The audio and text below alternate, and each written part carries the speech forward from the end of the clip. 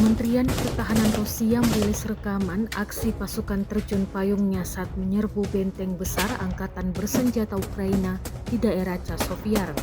Rekamannya beredar di Telegram pada Senin 3 Juni 2024. Dalam keterangan unggahan disebutkan setelah melancarkan serangan artileri yang tepat dan menekan titik tembak, pasukan terjun payung melancarkan serangan dari beberapa arah dan merebut benteng Ukraina di salah satu bangunan. Mereka masuk ke dalam benteng berbekal senapan laras panjang dan bahan peledak. Ledakan demi ledakan tampak jelas dalam benteng Ukraina saat diserbu Rusia. Sayangnya tidak disebutkan total kerugian yang diderita militer Ukraina akibat operasi ini. Kendati demikian, rekamannya kini telah menuai berbagai komentar dari warganet.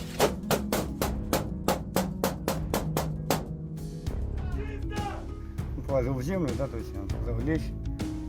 Он вскочил, я в итоге сделал выстрел, попал ему в ягодичную область. Тем самым обезвредил его движение, то есть он не смог уже двигаться. Вот. После чего мы его оттащили, начали допрашивать.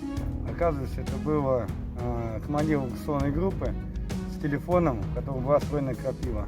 Крапива — это то приложение, где у них есть определенные точки своих дислокаций. То есть это либо резервы, либо огневые какие-то, артиллерия, да, танки, и так пехота. Вот. Мы, соответственно, его быстренько эвакуировали, оттаскивали, по нам шел огонь. И потом, после я узнал командира, то, что мы разнесли в Chasiv-Yar, авиаудары делали по их позициям, именно резервной позиции. И также по артиллерии, и по пехоте. Благодаря этому телефону в тот день мы нанесли большой удар врагам. Download Tribun X sekarang, menghadirkan lokal menjadi Indonesia.